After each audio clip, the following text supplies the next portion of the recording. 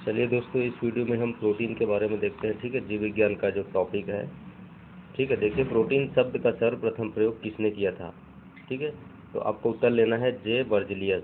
ठीक है, प्रोटीन में क्या होता है दोस्तों, इसमें सभी प्रोटीनों में नाइट्रोजन भी पाया जाता है, ये बात भी आपको ध्यान रखना है। ठीक है, अब देखिए ऊर्जा उत्पादन एवं शरीर की मरम्मत दोनों के लिए क्या होता है, प्रोटीन की आवश्यकता होता है। ठीक है, मनुष्य के शरीर में 20 प्रकार की प्रोटीन पाई जाती है। ठीक है दोस्तों, जिसमें 10 का संश्लेषण शरीर स्वयं करता है तथा 10 का भोजन के द्वारा 10 जो है प्रोटीन वो भोजन द्वारा प्राप्त होता है और 10 का संश्लेषण शरीर जो है वो स्वयं कर लेता है। जिसमें 20 प्रकार का पाया जाता है। अब देखिए सोयाबीन और मूंगफली में प्रचुर मात्रा में प्रोटीन पाया जाता है। चलिए अगला देखते हैं। तो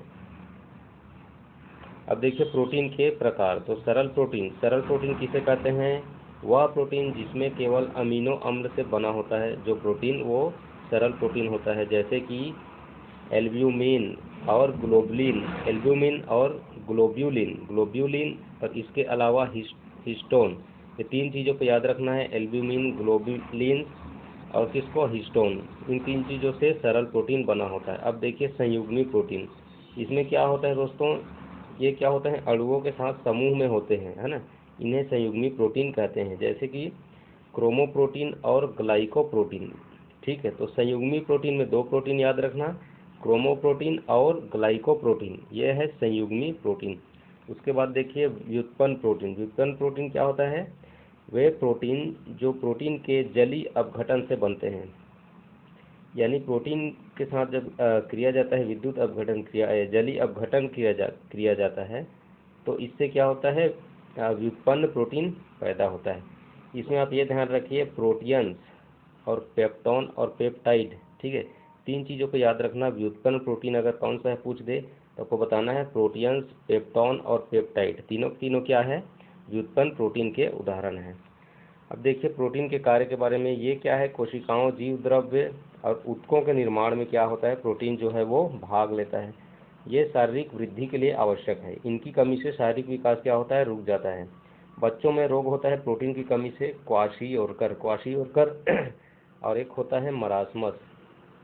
दो रोग होते हैं। ठीक है, आवश्यकता पड़ने पर ये शरीर को ऊर्जा भी देते हैं। तो प्रोटीन जो है थोड़े बहुत ऊर्जा देने का भी कार्य करता है।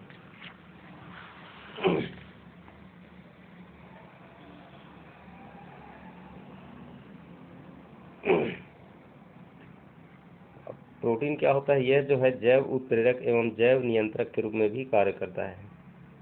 ठीक है, प्रोटीन जो है जैव उत्प्रेरक और जैव नियंत्रक का कार्य भी प्रोटीन करता है।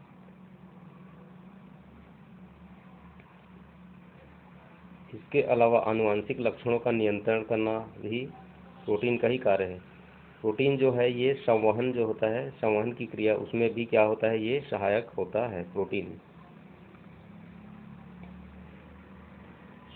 क्वाशियोरकर रोग में क्या होता है, इसमें बच्चे का हाथ पांव दुबला पतला हो जाता है एवं पेट जो है वो बाहर आ जाता है। उसके अलावा जो मरासमस रोग होता है बच्चों में, इसमें क्या होता है, मांसपेशियां जो है वो ढीली हो जाती है।